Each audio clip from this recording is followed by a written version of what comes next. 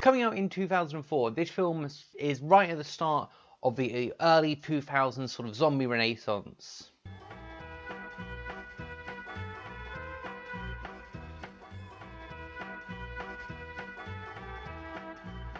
Second zombie renaissance, coming out just after 28 Days Later, which is referenced in the movie by the director Edgar Wright himself in a 80-yard line.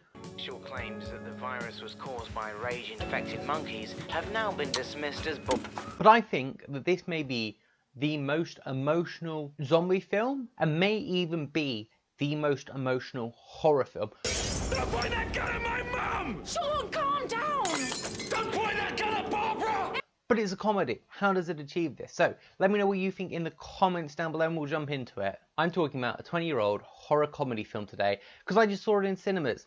Look at the t-shirt. I, last night, went down to Brighton to watch Shaun of the Dead with a proper live audience and it was a blast. This film holds a really special place in my heart because I think it's the first horror film I ever saw. Late night Channel 4, pretending to be asleep in my bedroom, TV on low volume, and seeing it in the cinemas really added so much value with the audience laughing and going silent at some of the emotional bits. But we'll get into that in a minute.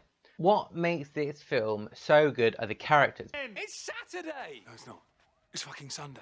And I've got to go to fucking work in 4 fucking hours because every other fucker in my fucking department is fucking ill. Especially when I was a child, the chemistry between Simon Pegg and Nick Frost made me really believe they were best friends. Coccicidal maniac. She's an ex-porn star. We know they are very close in real life, but I've never seen characters portrayed that well on a screen. I thought they were that close in real life. I genuinely thought they were living together, probably up until Simon Pegg was in the Mission Impossible films. Cases, people receiving bites have experienced headaches and nausea and developed symptoms similar to those displayed by their attackers. There are a million videos talking about everything amazing this film has to do, from shot composition to the way the scenes transition. Recreations of Shaun's little trip to the shops. Some change, please, mister. Yeah.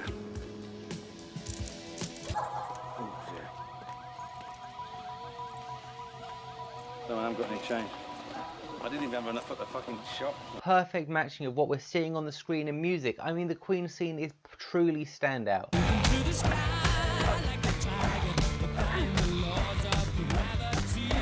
Our lovely interconnected world. I've only got an emery myself. Alright, later. Yeah, I spoke to him. He's only got Henry. Hey, Noodle. You alright, mate? Yeah, man, I can't really talk now. The way the film foreshadows the ending at the beginning. Have a Bloody Mary first thing. Have a bite of the king's head, couple of the little princess. We'll stagger back in. Back at the bar for Shaun's. How's that for a slice of fried gold? A million references to other films. Foray Electrics being a reference to Ken Foray from Dawn of the Dead. All the intro music over the Universal logo, also directly taken from Dawn of the Dead.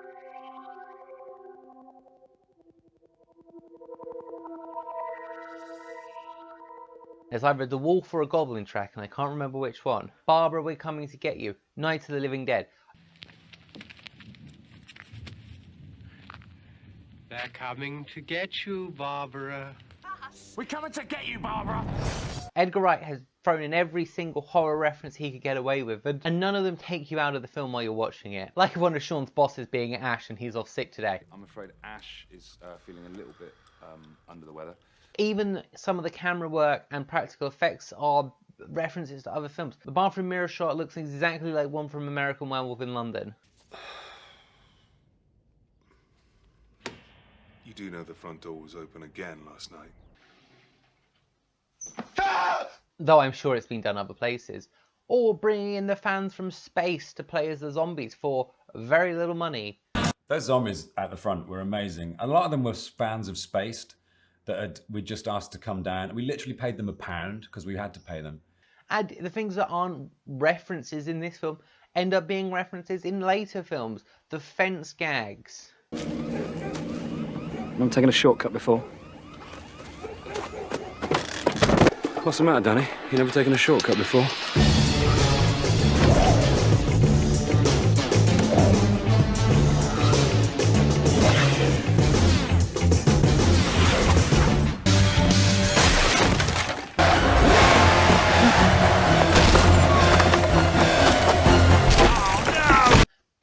exacerbated.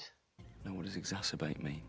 It means to make things worse. But my personal favourite, one that I've known about for years, but seeing on the big screen made it actually quite obvious, is Shaun's secret DJ name of Shaun Smiley Riley. Hello. Everyone knows all of that stuff, and that's what I'm not here to talk about. We are here to talk about emotions and characters. Because what is horror? The ending act of this film is heartbreaking. Do you know, I don't think I've got it in me to shoot my flatmate, my mum, and my girlfriend all in the same evening. What makes horror films scary? It's the characters. It's being able to put yourself in their shoes. I don't think I've ever met anyone who hasn't believed they would be a hero and a survivor in a zombie apocalypse. We go in, take care of Philip. I'm so sorry, Philip. Then we grab Mum, we go over to Liz's place, hole up, have a cup of tea, and wait for all this to blow over. They'd be able to stop being a loser working at the supermarket and suddenly be able to save the world. They've got their plan picked out. They know what they're grabbing on the way out of the shops, where they're going. Everyone's got their plan. And that's what Shaun does. He kicks ass, and everybody who watches this wants to be him.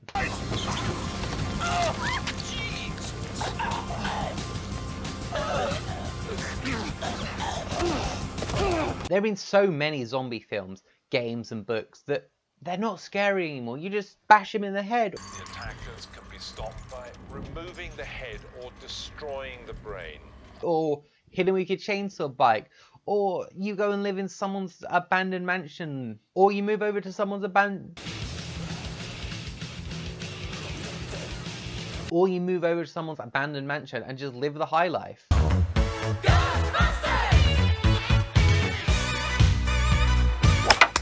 What's scary are losing loved ones. And we've seen it throughout zombie films, but I think this film does it better than anything else. While the film has plenty of laugh out loud moments, what hits the hardest are the sad ones. And I think the juxtaposition between these makes them even sadder. I mentioned American Werewolf in London earlier, because when that first released, people found that the comedy and the horror were clashing. You weren't sure whether to cry or laugh, and it would go from one to the other so fast the audience would get whiplash. This film doesn't have that problem because it's more than a comedy and it's more than a zombie film.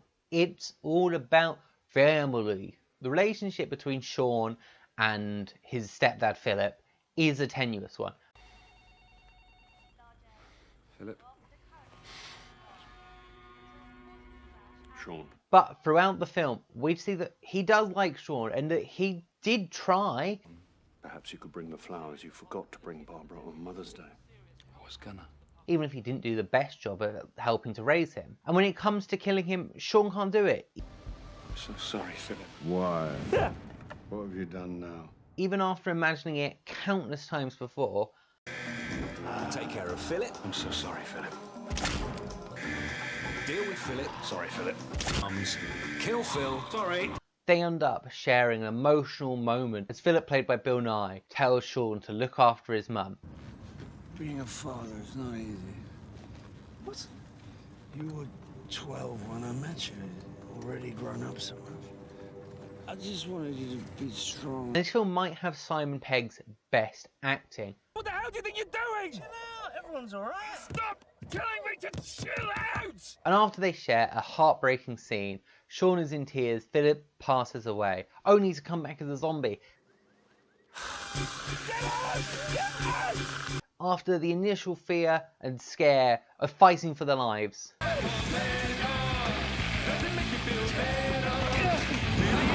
It is a heartbreaking moment as Shaun has to pull his mum away from the car, explaining that that's no longer her husband, it's a husk of what was.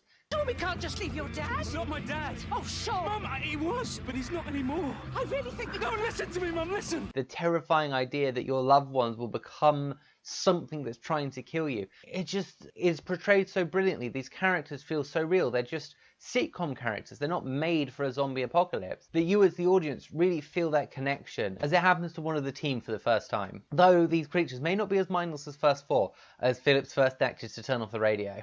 There's not even your husband in there, okay? I know it looks like him, but there is nothing of the man you loved in that car now. Nothing. As the film goes on, we see Shaun is willing to risk everything to keep his mum, Barbara, played by Penelope Wilson, alive. Mom! I'm coming! He runs into danger headfirst, fighting mono a mono with a zombie for her.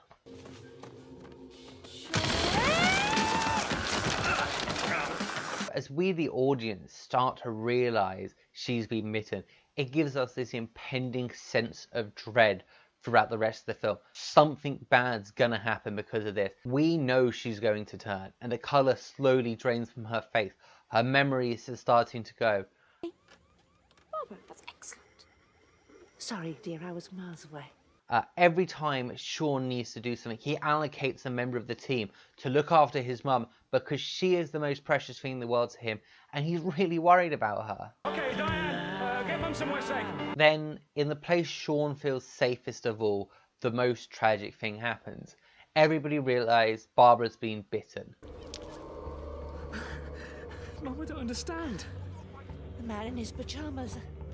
I didn't want to say anything. I thought you'd be upset. I don't think there's a more emotional scene in a zombie film than Shaun talking to his mum. Shaun. Just hold on, Mum, you're going to be fine. I never thanked you. For what? For these. It just feels so real. The difficult conversation, the fact that Shaun isn't able to bring himself to kill his own mum. She's my mum! She's a zombie. Don't say that! The fact that David, he's angry and he's panicking, he's making rash and poor decisions. Move aside. I'm going to count to 3. 1, 2, 3. And then the moment she turns,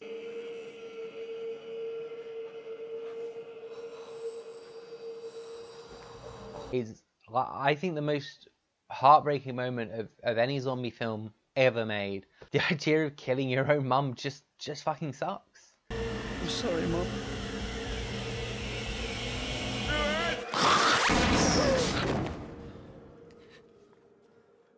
And the fact that the movie has made you empathise so much with Shaun that there's no way you're not thinking about having to kill your own mum as a zombie at that point in the film. And it continues to go wrong from there.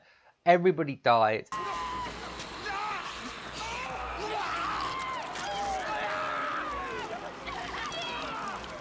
Ed gets turned and Shaun gives up. Do you know, I don't think I've got it in me to shoot my flatmate, my mum and my girlfriend all in the same evening. He can't bring himself to shoot his girlfriend and blow his own brains out. But that's a good thing. Because a problem with horror films is the ending. If Shaun had shot himself, we'd have a film that ends like The Mist. Kind of tragic.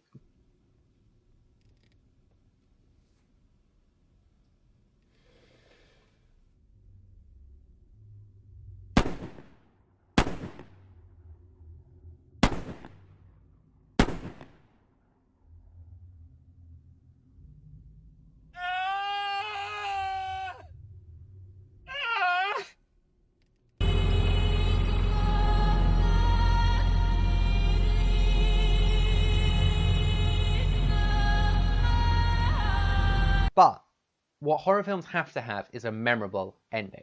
And yeah, murdering your whole family to be saved by the army is memorable.